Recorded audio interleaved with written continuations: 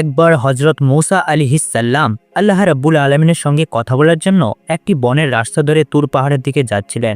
প্রতিমধ্যে তিনি দেখতে পেলেন একটি হরিণ রাস্তায় দাঁড়িয়ে রয়েছে। আল্লাহর নবী ভাবলেন, হরিণটি হয়তো আমাকে দেখেনি, তাই রাস্তায় দাঁড়িয়ে রয়েছে। এ কারণে হরিণটিকে তাড়িয়ে দিয়ে তিনি সামনে অগ্রসর হওয়ার চেষ্টা করলেন। হযরত মূসা আলাইহিস সালামের তারা সত্ত্বেও হরিণটি রাস্তা ছাড়ল না। এতে তিনি কিছুটা বিরক্ত বোধ করলেন। সঙ্গে সঙ্গে আল্লাহ রাব্বুল আলামিন হরিণের জবাব খুলে দিলেন। হরিণটি হযরত মূসা আলাইহিস সালামকে ডাক দিয়ে বলল, হে আল্লাহর নবী, আপনি কেন আমাকে তাড়িয়ে দিচ্ছেন? আমি কি দোষ করলাম? আমি তো আপনার কাছে একটি অভিযোগ নিয়ে এসেছি। আল্লাহর নবী বললেন, বলো হে হরিণ, কি অভিযোগ তোমার? হরিণটি বলল, হে আল্লাহর নবী, আজ দীর্ঘদিন যাবৎ বৃষ্টি হচ্ছে না। বৃষ্টির অভাবে বনের গাছপালা শুকিয়ে পাতা ঝরে পড়েছে, নতুন ঘাস জন্মাচ্ছে। বনের পশু পাখি ক্ষুধায় মৃত্যুর সন্নিকটে চলে এসেছে। মায়ের স্তনে দুধ শুকিয়ে গেছে, বাচ্চারা দুধের অভাবে হাহাকার করছে। আপনি তো আল্লাহর সাথে কথা বলার জন্য তুর পর্বতে যাচ্ছেন। দয়া করে আপনি আল্লাহ রাব্বুল আলামিনের কাছ থেকে জেনে নেবেন কবে তিনি রহমতের বৃষ্টি বর্ষণ করবেন। হযরত মূসা আলাইহিস সালাম হরিণের আরজি আল্লাহর কাছে পেশ করার ওয়াদা করে সামনে চললেন। তুর পর্বতে গিয়ে তিনি আল্লাহর সাথে দীর্ঘক্ষণ যাবৎ কথা বললেন। এক পর্যায়ে তিনি বললেন, হে আল্লাহ, আমি আপনার সাথে কথা বলতে আসার সময় প্রতিমধ্যে একটি হরিণের সাথে আমার সাক্ষাৎ হয়েছিল। হরিণ আরজি করে বলল, আজ দীর্ঘদিন যাবৎ বৃষ্টি হচ্ছে না। বৃষ্টির অভাবে বনের গাছপালা শুকিয়ে পাতা ঝরে পড়েছে, নতুন ঘাস জন্মাচ্ছে না। বনের পশু পাখি ক্ষুধায় মৃত্যুর সন্নিকটে চলে এসেছে। মায়ের স্তনে দুগ্ধ শুকিয়ে গেছে, বাচ্চারা দুধের অভাবে হাহাকার করছে।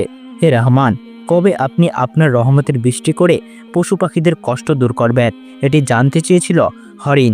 হযরত মূসা আলাইহিস সালামের প্রশ্নের জবাবে আল্লাহ রাব্বুল আলামিন বললেন, হে মূসা, 100 বছর পর বৃষ্টি হবে, আর আগে নয়। হযরত মূসা আলাইহিস সালাম বললেন, হে রহমান, তবে তো সকল পশু পাখি মৃত্যুবরণ করবে, দুনিয়ার কোনো জীবের অস্তিত্ব থাকবে না।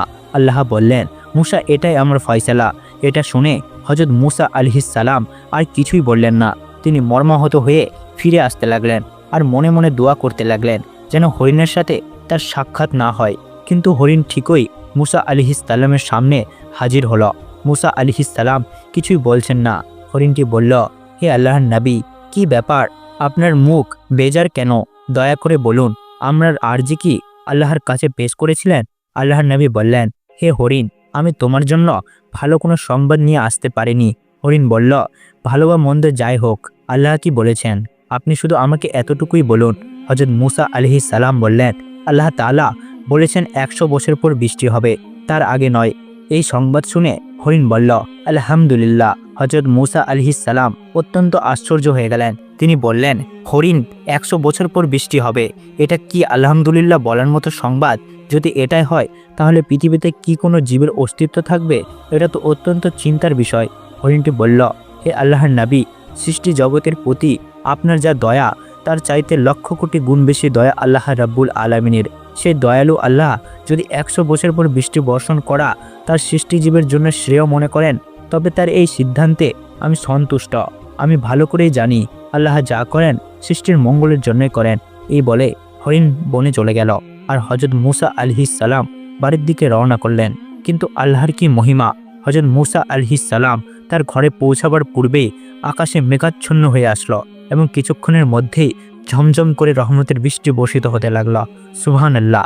হযরত মূসা আলাইহিস সালাম অবাক হয়ে আল্লাহর কাছে ফরিয়াদ করলেন, হে মাবুদ, তোমার মহিমা বোঝা বড় দায়ী। আমাকে বললে 100 বছরের পূর্বে বৃষ্টি হবে না, সেখানে একদিনও অতিবাহিত হতে পারল না। আমি মূসা ঘরে পর্যন্ত পৌঁছাতে পারলাম না, তার পূর্বেই তুমি বৃষ্টি দান করলে। এর কারণ কি মাবুদ? আল্লাহ রাব্বুল আলামিন বললেন, হে মূসা, তুমি তো আমার ফয়সালা শুনে নাখুশ হয়ে গিয়েছিলে, কিন্তু বনের হরিণ আমার ফয়সালা শুনে রাজি হয়ে যখন আলহামদুলিল্লাহ বলল, তখন আমার রহমতের দুনিয়ায় জোশ মেরে উঠল। আমি আল্লাহ খুশি হয়ে গেলাম এবং সে বৃষ্টি 100 বছর পর হওয়ার কথা ছিল, তা 100 বছর পূর্বেই দান করলাম। হযরত মূসা আলাইহিস সালাম আল্লাহ রাব্বুল আলামিনের দরবারে সেজদায় পড়ে কান্না করতে বলতে লাগলেন, হে রহমানের রহিম, হরিণ তোমার মহিমা বুঝল, কিন্তু আমি মূসা বুঝলাম না। হে মাবুদ, এই অদমকে তুমি ক্ষমা করো আর তোমার শুকর গুজার করার বান্দা হওয়ার তৌফিক দাও। সহিহুল বুখারীতে বর্ণিত আছে, বনী ইসরায়েলদের মধ্যে একজন কাতিল হত্যাকারী লোক ছিল। সে 99টি খুন করেছিল। 99টি খুন করার পরে তার অন্তরে আল্লাহ রাব্বুল আলামিনের ভয় সৃষ্টি হলো। তখন সে রাব্বুল আলামিনের দরবারে তওবা করার জন্য অস্থির হয়ে গেল। সে দেখে একটি ইবাদতখানার সামনে কিছু লোক দাঁড়িয়ে রয়েছে। সে তাদের কাছে গিয়ে বলল, হে ভাইয়েরা, আপনারা তো আল্লাহ রাব্বুল আলামিনের প্রিয় বান্দা, আপনারা তো ইবাদত বন্দেগী করছেন, কিন্তু আমি আল্লাহর একজন নিকৃষ্ট বান্দা। আমি আল্লাহর 99 জন নিরপরাধ বান্দাকে হত্যা করেছি। আপনারা বলুন, আমি যদি এখন তওবা করি, আল্লাহ কি আমার তওবা কবুল করবেন? সে লোকেরা বলল, ভাই, তুমি আমাদের কাছে না বলে যাও, অমুক জায়গায় একজন বুজরুক ব্যক্তি থাকে, তার কাছে গিয়ে জিজ্ঞাসা করো। লোকেদের কাছ থেকে বুজরুক ব্যক্তির সন্ধান পেয়ে সে লোকটি তার কাছে গেল এবং বলল, হে আল্লাহর বুজরুক বান্দা, আমি আল্লাহর 99 জন নিষ্পাপ বান্দাকে হত্যা করেছি। এখন আমার অন্তরে আল্লাহর ভয় সৃষ্টি হয়েছে। আমি তওবা করতে চাই। বলুন, এই মুহূর্তে যদি আমি তওবা করি, আল্লাহ রাব্বুল আলামিন কি আমার তওবা কবুল করবেন? সে বুজরুক ব্যক্তি বলল, রে পাপী, রে জঘন্য, রে নিষ্ঠুর, তুই কিভাবে আল্লাহর 99 জন নিষ্পাপ বান্দাকে হত্যা করতে পারলি? তোর মতো পাপীর তওবা আল্লাহ রাব্বুল আলামিন কোনোদিনই কবুল করবেন না। সে বুজরুক ব্যক্তির কথা শুনে লোকটি অনেক রাগান্বিত হয়ে গেল এবং তাকেও হত্যা করে ফেলল। এর মাধ্যমে সে 100 হত্যা পরিপূর্ণ করল। এরপর সে আবার কিছু লোককে জিজ্ঞাসা করল, ভাই, আমি 99টি খুন করেছিলাম। অতঃপর একজন বুজরুকের কাছে এসে বললাম, আল্লাহ রাব্বুল আলামিন কি আমার তওবা কবুল করবেন? কিন্তু তিনি বললেন, আল্লাহ আমার তওবা কবুল করবেন না। রাগান্বিত হয়ে আমি তাকেও খুন করেছি। এখন আমি আল্লাহ রাব্বুল আলামিনের দরবারে তওবা করতে চাই। বলুন ভাইরা, আল্লাহ কি আমার তওবা কবুল করবেন? সে লোকেরা বলল, ভাই, তুমি অমুক এলাকায় চলে যাও, সেখানে একজন বুজরুক ব্যক্তি রয়েছে। সেই বুজরুক ব্যক্তি তোমার প্রশ্নের উত্তর দিতে পারবেন। লোকটি তাদের কাছ থেকে ঠিকানা নিয়ে সেই বুজরুক ব্যক্তির বাড়ির দিকে যেতে লাগে। কিন্তু আল্লাহর কি মহিমা, প্রতিমধ্যেই সে লোকটি ইন্তেকাল করে গেল। লোকটি ইন্তেকাল করার পরে বেহেশতের ফেরেশতা এবং দোজখের ফেরেশতারা এসে তার রুহ নিয়ে টানাটানি শুরু করে দিল।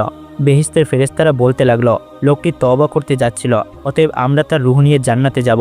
দোজখের ফেরেশতারা বলতে লাগলো, সে এখনো তওবা করতে পারেনি, অতএব আমরা তার রুহ নিয়ে জাহান্নামে যাব। ফেরেশতারা যখন এভাবে লোকটির রুহ নিয়ে দ্বন্দ্ব করছিল, আল্লাহ রাব্বুল আলামিন তখন বললেন, রে ফেরেশতারা, তোমরা দ্বন্দ্ব না করে দেখো সেই লোকটি তওবা করার জন্য যেই দিকে যাচ্ছিল সেই স্থান বেশি নিকটবর্তী, নাকি যে স্থান ছেড়ে এসেছে সেই স্থান বেশি নিকটবর্তী।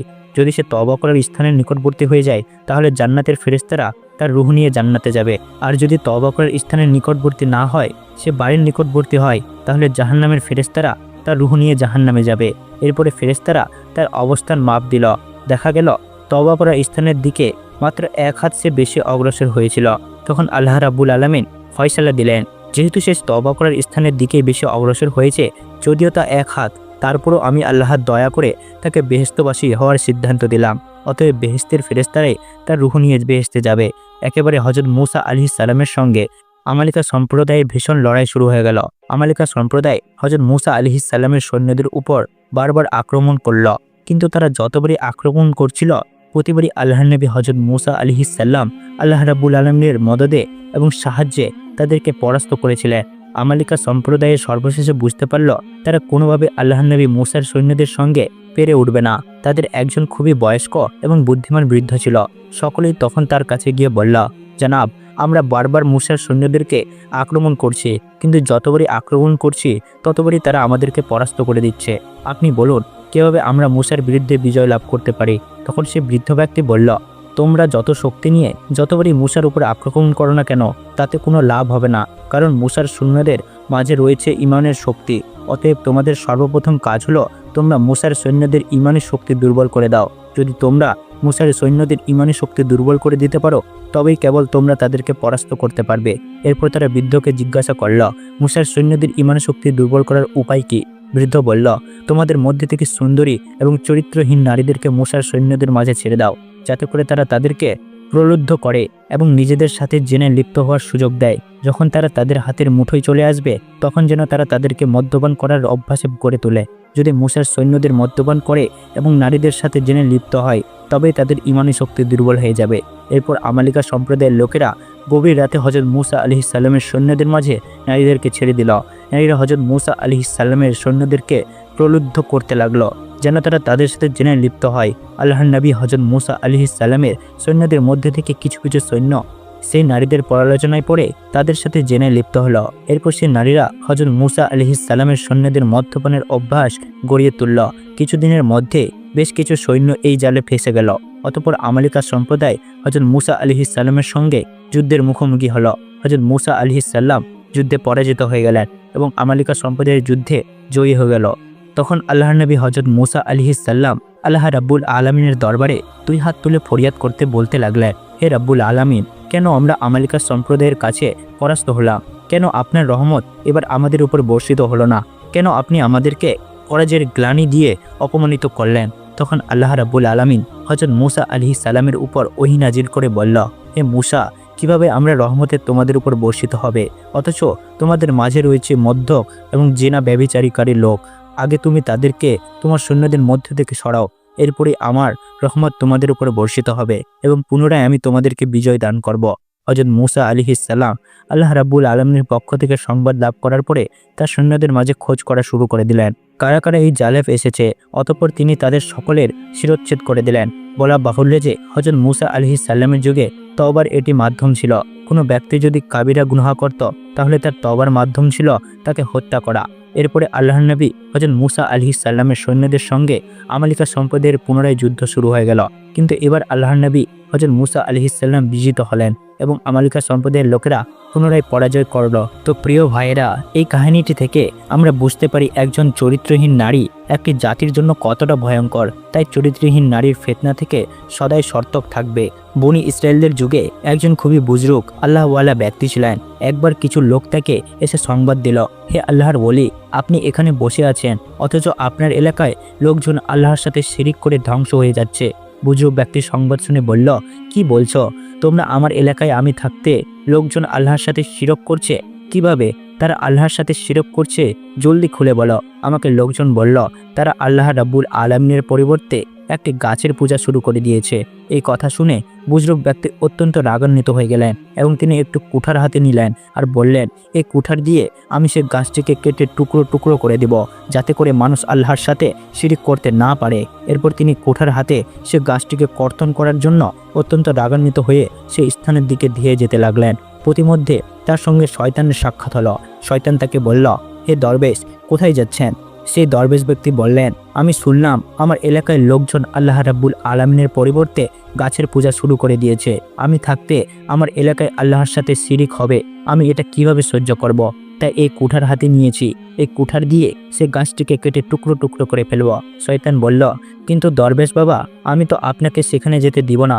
দরবেশ বলল, তুমি কে? শয়তান বলল, আমি হলাম ইবলিস, আমি চাই লোকজন আল্লাহর সাথে শিরিক করুক। তখন দরবেশ বলল, তাহলে তুমি পারলে আমাকে ঠেকাও। এরপরে দরবেশ এবং শয়তানের মধ্যে যুদ্ধ শুরু হয়ে গেল। অনেকক্ষণ ধরে যুদ্ধ করার পরে দরবেশ শয়তানকে পরাস্ত করে দিল। শয়তান পরাজিত হয়ে দরবেশকে বলল, হে আল্লাহর ওলি, হে বুজরুক, আপনার ইমানি শক্তির কাছে আমি কিছুই নই। তবে আপনার সঙ্গে আমি একটি চুক্তি করতে চাই। যদি আপনি গাছটি না কাটেন তাহলে প্রতিদিন আমি আপনার বাড়িতে 2টি করে স্বর্ণ মুদ্রা দিয়ে আসব। দরবেশ অত্যন্ত অভাবের লোক ছিল। যখন সে শয়তানের পক্ষ থেকে এ প্রস্তাব পেল তখন সে ভাবতে লাগলো, প্রতিদিন যদি 2টি করে স্বর্ণ মুদ্রা পাওয়া যায় তাহলে তো আমার অভাব দূর হয়ে যাবে। তাই দরবেশ শয়তানের প্রস্তাবে রাজি হয়ে গেল এবং সে গাছটি না কেটে বাড়িতে ফিরে গেল। দীর্ঘদিন যাবৎ শয়তান তার বাড়ির দরজায় প্রতিদিন সকালে 2টি করে স্বর্ণ মুদ্রা রেখে আসতো। হঠাৎ দরবেশ একদিন দেখলো তার বাড়ির সামনে কোনো স্বর্ণ মুদ্রা নেই। এটা দেখে দরবেশ অত্যন্ত রাগান্বিত হয়ে গেল। সে ভাবলো, হায়রে শয়তান, তুই আমার সাথে ধোঁকাবাজি করলি। তোর কথা মতো আমি গাছটিকে কাটলাম না, মানুষকে শিরক করতে দিলাম, কিন্তু এখন তুই আমাকে স্বর্ণ মুদ্রা দিচ্ছিস না, দ্বারা দেখাচ্ছি মজা। এই বলে দরবেশ আবার কুঠার হাতে নিল এবং সে গাছটিকে কর্তন করার জন্য রাগান্বিত হয়ে সে স্থানের দিকে ধেয়ে যেতে লাগলো। প্রতিমধ্যে আবার শয়তান হাজির হলো। শয়তান বলল, দরবেশ বাবা, যাচ্ছেন কোথায়? দরবেশ বলল, শয়তান, তুমি আমার সঙ্গে ধোঁকাবাজি করেছিস। আমার সঙ্গে ওয়াদা করেছিলিস যে প্রতিদিন আমাকে 2টি করে স্বর্ণ মুদ্রা দিবি, কিন্তু আজকে তো তুই আমাকে স্বর্ণ মুদ্রা দিলি না। আমি আবার যাচ্ছি সেই গাছটিকে কর্তন করতে। শয়তান বলল, কিন্তু দরবেশ বাবা, আমি তো আপনাকে সেখানে যেতে দিব না এবং গাছটিকেও কর্তন করতে দিব না। দরবেশ বলল, পারলে আমাকে ঠেকিয়ে দেখাও। এরপর শয়তান এবং দরবেশের মাঝে আবার শুরু হয়ে গেল ভীষণ লড়াই। অনেকক্ষণ লড়াই করার পরে এবার শয়তান দরবেশকে হারিয়ে দিল। বেশ অত্যন্ত আশ্চর্য হয়ে গেল। তখন সে শয়তানকে বলল, কিরে শয়তান, ইতিপূর্বে তো আমি তোকে হারিয়ে দিয়েছিলাম, কিন্তু এখন তোর মাঝে এমন কি শক্তি চলে আসলো যে তুই আমাকে হারিয়ে দিলি? শয়তান বলল, হে দরবেশ বাবা, আমার মাঝে শক্তির কোনো পরিবর্তন হয়নি, বরং শক্তির পরিবর্তন ঘটেছে আপনার মাঝে। প্রথমবার যখন আপনি গাছটিকে কর্তন করার জন্য যাচ্ছিলেন তখন আপনার মাঝে ছিল ইমানের শক্তি, আপনি আল্লাহ রাব্বুল আলামিনের ভালোবাসা এবং মহব্বত দিয়ে এই কাজটি করার জন্য যাচ্ছিলেন, কিন্তু দ্বিতীয়বার যখন আপনি কাজটি কর্তন করতে যাচ্ছেন তখন আপনার মাঝে আর সেই ঈমানের শক্তি নেই। আপনি যাচ্ছেন স্বর্ণমুদ্রা না পাওয়ার কারণে রাগান্বিত হয়ে। আমি অর্থ দিয়ে আপনার ঈমানকে ক্রয় করেছি, এরপর আপনার ঈমানকে দুর্বল করেছি। যখন আপনার ঈমান দুর্বল হয়ে গেছে আপনাকে স্বর্ণমুদ্রা দেওয়া বন্ধ করে দিয়েছি। এখন আপনার মাঝে পূর্বের মতো ঈমানি বল নেই, এই কারণে আপনি আমার কাছে পরাস্ত হয়েছেন। দরবেশ তখন বলল, হায়রে শয়তান, কিছু অর্থের মাধ্যমে তুই আমার ঈমানকে ধ্বংস করে দিলি। আল্লাহ তাআলা বানিয়েছেন, সৃষ্টি করেছেন, তার মধ্যে সবচেয়ে দামি, সবচেয়ে সম্মানিত আল্লাহ তাআলা বানিয়েছেন মানুষকে। অনেকে বলে 18,000 মাখলুকাত, 18,000-এর চাইতে আরো অনেক বেশি হতে পারে। সবাই চাইতে সম্মানিত বানিয়েছেন মানুষকে, ইনসানকে অনেক সম্মানিত করেছেন। তিনি ঘোষণা করে দিয়েছেন, লাকাদ খালাকনাল ইনসানা ফি আহসানি তাকওয়িম। অত্যন্ত সুন্দরভাবে, অত্যন্ত সৌরভ দিয়ে, এমন ভাবে সুন্দর করে সৌরভ স্ট্রাকচার দিয়ে আল্লাহ তাআলা মানুষ বানিয়েছেন। এরকম কোন সুন্দর করে, এরকম কোন সৌরভ দিয়ে অন্য কোন সৃষ্টি আল্লাহ তাআলা বানান নাই। তাহলে বোঝা গেল জগতের মধ্যে সব চাইতে সুন্দর করে আল্লাহ তাআলা মানুষকে বানিয়েছেন। বানানোর পর আল্লাহ তাআলা ঘোষণা করে দিয়েছেন, ইন্না আকরামাকুম ইনদাল্লাহি আতকাকুম। আল্লাহ তাআলা বলেন, ওই মানুষকে আমি আল্লাহ আবার অনেক দামি করেছি, সম্মানিত করেছি, জমিনের মধ্যে যারা আমাকে ভয় করে, যারা আল্লাহ তাআলাকে ভয় করে এই পৃথিবীতে চলাফেরা করে, জীবনযাপন করে। ইন্না আকরামাকুম ইনদাল্লাহি আতকাকুম, যাদের ভিতরে আল্লাহর ভয় আছে তারাই হলো আল্লাহ তাআলার কাছে সবচাইতে দামি মানুষ। সুবহানাল্লাহ বলেন। রব্বুল আলামিন আবার এই সম্মানিত মানুষকে কোরআনুল কারীমে আল্লাহ তাআলা বলেছেন, ওয়ালাকাদ জারানা লিজাহান্নামা কাসীরাম মিনাল জিন্নি ওয়াল ইনস লাহুম কুলুবুন লা ইয়াফকাহুনা বিহা ওয়া লাহুম আ'য়ুনুন লা ইউবসিরুনা বিহা ওয়া লাহুম আযানুন লা ইয়াসমাউনা বিহা উলাইকা কাল আনআম বাল হুম আদাল। এই মর্যাদাপূর্ণ মানুষকে, এত সম্মানিত মানুষকে আল্লাহ তাআলা আবার অন্য জায়গায় বলতেছেন, ওয়ালাকাদ জারানা লিজাহান্নামা কাসীরাম মিনাল জিন্নি ওয়াল ইনস। মালিক বলতেছেন, মানুষের মধ্যে কিছু মানুষের জন্য, আবার জিনদের মধ্যে কিছু জিনদের জন্য আল্লাহ তাআলা জাহান্নাম বানিয়েছেন। এদেরকে আল্লাহ তাআলা শাস্তি দিবেন, এদেরকে আল্লাহ তাআলা কিয়ামতের ময়দানে জাহান্নামের আগুনের মধ্যে এদেরকে শাস্তির সম্মুখীন করবেন। কোন মানুষদেরকে আল্লাহ তাআলা জাহান্নাম দিবেন? যাদের কান ছিল তারা ভালো কিছু শুনে নাই, যাদেরকে আমি আল্লাহ তাআলা চোখ দিয়েছিলাম, ওই চোখ দিয়ে তারা ভালো কিছু দেখে নাই, তাদেরকে আমি আল্লাহ তাআলা কলব দিয়েছিলাম, ওই কলব দিয়ে তারা ভালো কিছু উপলব্ধি করে নাই। এই মানুষগুলো হলো, এরা হলো কুকুরের চাইতে নিকৃষ্ট। নাউজুবিল্লাহ বলেন। কুকুরের চাইতে নিকৃষ্ট এই দামি মানুষকে, এত সম্মানিত, এত মর্যাদাশীল মানুষকে আল্লাহ তাআলা আবার আরেক আয়াতে বললেন, এরা হলো কুকুরের চাইতে নিকৃষ্ট। উলাইকা কাল আনআম বাল হুম আদাল। কেন? এদেরকে আমি আল্লাহ তাআলা কান দিয়েছিলাম, চোখ দিয়েছিলাম, অন্তর দিয়েছিলাম, তারা ভালো কিছু শুনে নাই, ভালো কিছু দেখে নাই, ভালো কিছু উপলব্ধি করে নাই। এজন্য এদেরকে আমি আল্লাহ তাআলা জাহান্নামে তো দিবই দিব, আবার এদেরকে জমিনের মধ্যে কুকুরের চাইতে নিকৃষ্ট বললেন কে? জোর বলেন কে? এতটা নামাজি হবেন না যে সবাইকে বেনামাজি মনে হবে। এতটা নেককার হবেন না যে সবাইকে গুনাহগার মনে হবে। শেখ সাদি রহমতুল্লাহ আলী বলেন যে তুমি যদি অন্য দোষ ত্রুটি তালাশ করতে থাকো তাহলে তোমার ঘুমানো উচিত ছিল। অহংকার অনেক প্রকার হয়ে থাকে, তার মধ্যে সবচাইতে মারাত্মক অহংকার হলো সে নিজেকে মনে করে আমি পৃথিবীর সবচাইতে বড় নেককার, আমি জান্নাতে চলে গেছি আর সবাই গুনাহগার।